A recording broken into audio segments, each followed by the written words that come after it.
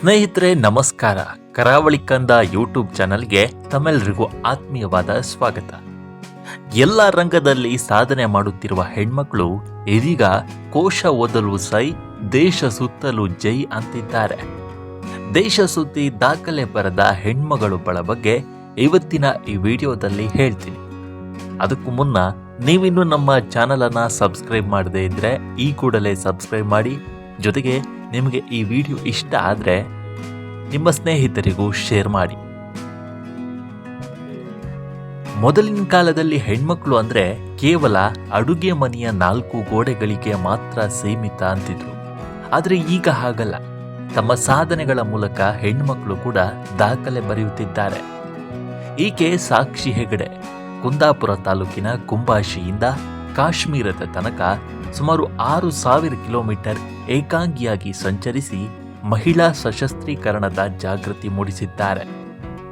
ಮೇ 25ರ ಬೆಳಿಗ್ಗೆ 7:30ಕ್ಕೆ ಕುಂಬಾಶಿಯಿಂದ ಕಾಶ್ಮೀರಕ್ಕೆ ಹೊರಟು ಜೂನ್ 6ರ ಮುಂಜಾನೆ ಮರಳಿ ಕುಂಬಾಶಿಯನ್ನ ತಲುಪಿದ್ದಾರೆ. ಮೂಲತಃ ಎಡಗುಂಜಿಯವರಾದ ಶಿವರಾಮ ಹೆಗಡೆ ಪುಷ್ಪಾ ದಂಪತಿಯ ಪುತ್ರಿಯಾಗಿರುವ ಸಾಕ್ಷಿ ಪ್ರಸ್ತುತ ಕುಂದಾಪುರದ ಭಂಡಾರ್ಕರ್ಸ್ ಕಾಲೇಜಿನಲ್ಲಿ ತೃತೀಯ ಬಿಕಾಂ ವ್ಯಾಸಂಗ ಮಾಡ್ತಾ ಇದ್ದಾರೆ.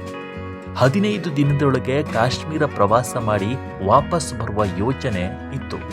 ಆದರೆ ಕೇವಲ 12 ದಿನದೊಳಗೆ ಕಾಶ್ಮೀರವನ್ನ ಸುತ್ತಿ ಬಂದಿದ್ದಾರೆ. ಮೊದಲ ದಿನ ಕೊಲ್ಹಾಪುರ ತಲುಪಿ ಅಲ್ಲಿ 1 ದಿನ ಇದ್ದು, ನಂತರ ಪನ್ವೇಲ್ಗೆ ತೆರಳಿ ಅಲ್ಲಿ ಅವರ ಅಕ್ಕನ ಮನೆಯಲ್ಲಿ 1 ದಿನ ಇದ್ದು, ನಂತರ ಅಹಮದಾಬಾದ್ ರಾಜಸ್ಥಾನದ ಮೂಲಕ ಜಮ್ಮು ಕಾಶ್ಮೀರ ತಲುಪಿ ಶ್ರೀನಗರದಲ್ಲಿ 1 ದಿನ ಇದ್ದು ಚಂಡೀಗಢಕ್ಕೆ ಹೋಗಿದ್ದಾರೆ.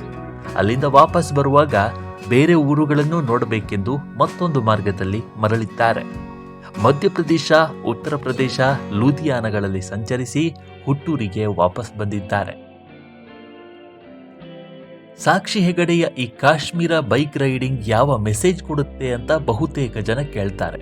ಅದಕ್ಕೆ ಉತ್ತರ ಅಂದ್ರೆ, ಇಡೀ ದೇಶದ ಯಾವ ಮೂಲೆಗೆ ಹೋದ್ರೂ ಮಹಿಳೆ ಭೀತಿ ಇಲ್ಲದೆ ಒಂಟಿಯಾಗಿ ಸಂಚರಿಸುವ ಸಾಮರ್ಥ್ಯವನ್ನ ಹೊಂದಿದ್ದಾಳೆ. ಮಹಿಳೆ ಪುರುಷನಷ್ಟೇ ಬಲಶಾಲಿ ಎಂಬ ಸಂದೇಶವನ್ನ ಸಾಕ್ಷಿ ಹೆಗಡೆ ಕೊಟ್ಟಿದ್ದಾರೆ. ಹೀಗಾಗಿ ಸಾಕ್ಷಿ ಹುಟ್ಟೂರಿಗೆ ವಾಪಸ್ ಆಗ್ತಾ ಇದ್ದಂತೆ ಹಲವೆಡೆ ಸನ್ಮಾನ, ಅಭಿನಂದನೆಗಳು ಜೋರಾಗಿ ನಡೀತಿದೆ. ಇವರ ಇನ್ನಷ್ಟು ಕನಸುಗಳು ನನಸಾಗಲಿ, ಭವಿಷ್ಯ ಉಜ್ವಲವಾಗಲಿ ಅನ್ನೋದೇ ಕರಾವಳಿ ಕಂದ ಟೀಮ್ನ ಹಾರೈಕೆ. ಇದು ಈ ವಿಡಿಯೋದ ಮಾಹಿತಿ. ಮುಂದೆ ಮತ್ತೊಂದು ವಿಡಿಯೋ ಜೊತೆಗೆ ನಿಮ್ಮ ಮುಂದೆ ಬರ್ತೀವಿ. ಅಲ್ಲಿವರೆಗೆ ನಮಸ್ಕಾರ.